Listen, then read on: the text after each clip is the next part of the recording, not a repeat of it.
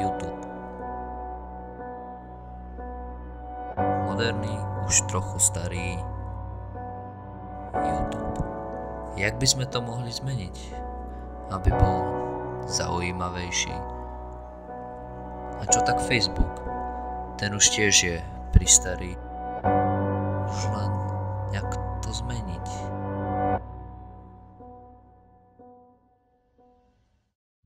Čaute ľudia, vítajte pri ďalšom videu. A ak ste sa pýtali otázku tak ako na začiatku videa, no tak ste správne, lebo si teraz ideme ukázať, ako stiahnuť skiny pre YouTube a Facebook. Takže prvé, čo budeme potrebovať, je taký malý doplnok pre váš prehliadač. Na Mozilla Firefox sa to volá Grease Monkey.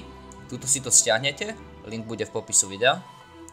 A keď máte Chrome, tak sa to volá, že Taper Monkey. Na Chrome to nemám odskúšané, lebo nepoužívam Chrome, ja používam Mozilla. Takže tak sa volá tu, bude to v popisu videa tiež.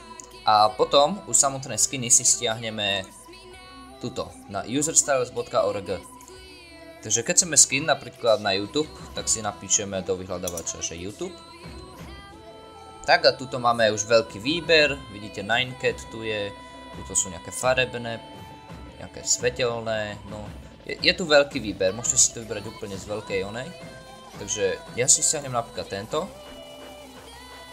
Potom tuto jak máte, no tak tuto máte, že use to install stylish, ale my to nerobíme cez stylish, my to máme tuto dole.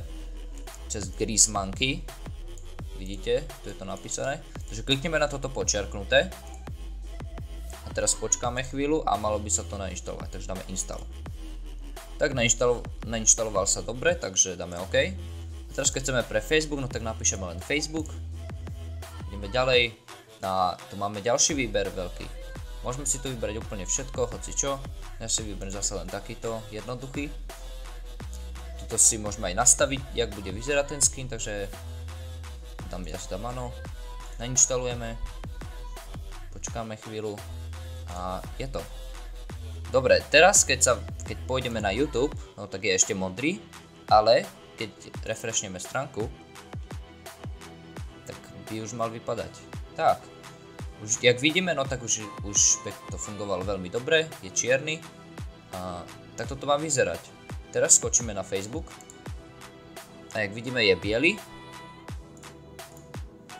a keď refreshneme stránku, tak, no tak je čierny, takže funguje to, máte tu veľký výber skinov, môžete si to nainštalovať hociaké, je to na vás. A to už bolo všetko z tohto videa, uvidíme sa pri ďalšom. Čaute.